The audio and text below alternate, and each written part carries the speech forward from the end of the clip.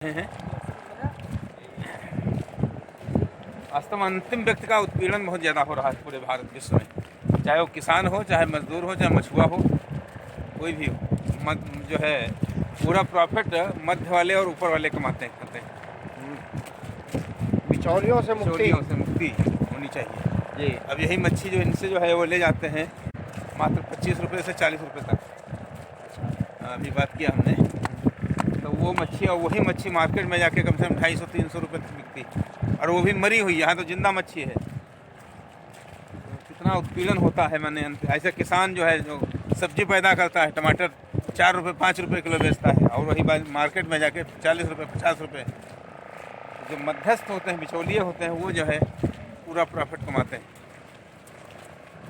इस शोषण से मुक्ति के लिए कुछ करना है, पड़ेगा। बहुत कुछ है अपने पास, बहुत इसका सिस्टम है अपने पास इस शोषण से मुक्ति के लिए। लेकिन उस पर समय की ज़रूरत है, थोड़ा कुछ लोगों की ज़रूरत है, कुछ ऐसे त्यागी पुरुषों की ज़रूरत है। वो श्रृंखला बढ़ रही है, अपनी 108 की माला रोई जा रही है, और जल्दी से ही ये पूरा इसका होगा।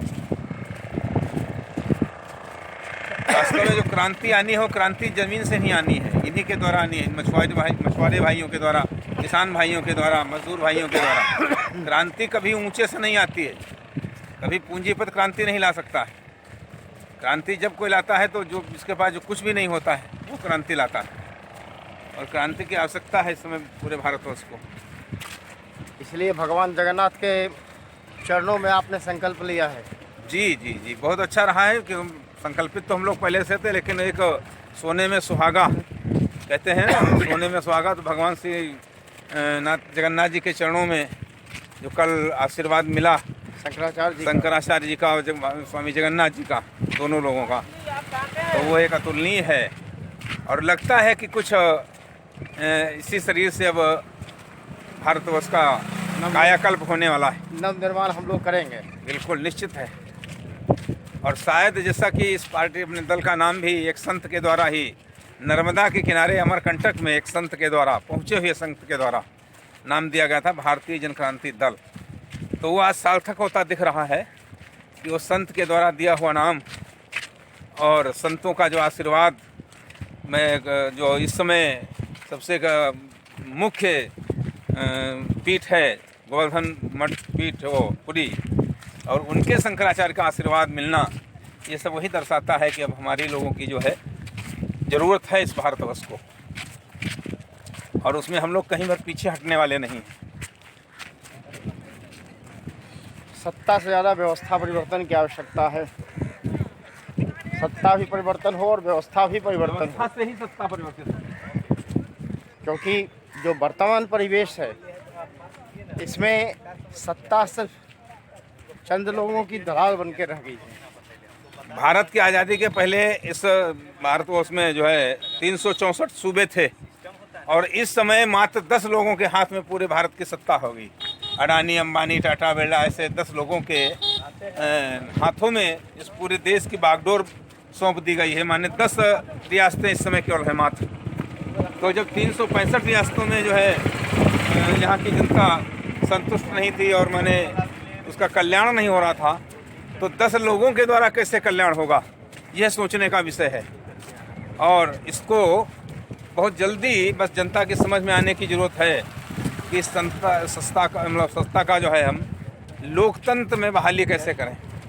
आज सत्ता जो है मात्र 10 लोगों के हाथ में एक उसके इर्द गिर्द घूम रही है। जो है किसानों का अभी दिखाया हमने, मच्छी बाजार और मछुआरों का और किसानों का, पूरा हर कोई जानता है कि कितना गलत हो रहा है।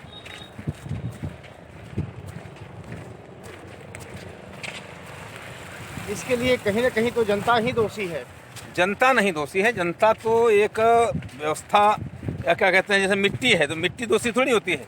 मिट्टी को कमाने वाला, मिट्टी को उपजाऊ बनाने वाला, मिट्टी में बोने वाला, फसल बोने वाला, मिट्टी में पैदा करने वाला, अगर उसका पूरा ध्यान होना चाहिए, मैंने कैसे क्या करना है। मिट्टी तो मिट्टी है, उसमें तो जो कुछ हम बोएंगे वो मिलेगा। ऐसे जनता जो है वो तो बेचारी मिट्टी है। जो सत्ता के लोग हैं ये उस जनता को कैसे ले जाना है, कैसे उनसे हमको काम लेना है, कैसे उनका हमको मतलब जो है व्यवस्था चलानी है, ये उनके हाथों में है। तो सत्ता जनता का दोष बेचारी का क्या है? जनता तो पेट जानती है सबसे पहले। जनता बहकावे में आकर गलत लोगों को नहीं तो चुनकर भेजती तो है। उनको शिक्षा ही नहीं दी गई है, उनको इतना ज्ञान ही नहीं दिया गया है। जैसे हीरा है और एक कांच रखा हुआ है, तो जौहरी के अलावा उसको नहीं दोनों में अंतर कर पाएगा सामान्य व्यक्ति, क्योंकि उसको उतना ज्ञान ही नहीं है। जिसको ज्ञान है कि यह कांच है या हीरा है, तो वही उसका मूल्य बता पाएगा, सामान्य जनता नहीं बता पाएगी। चीज़ ये है, तो इसे बहकावा कह लीजिए, अच्छा अज्ञानता कह लीजिए। हम लोग अज्ञानता में डूबे हुए हैं।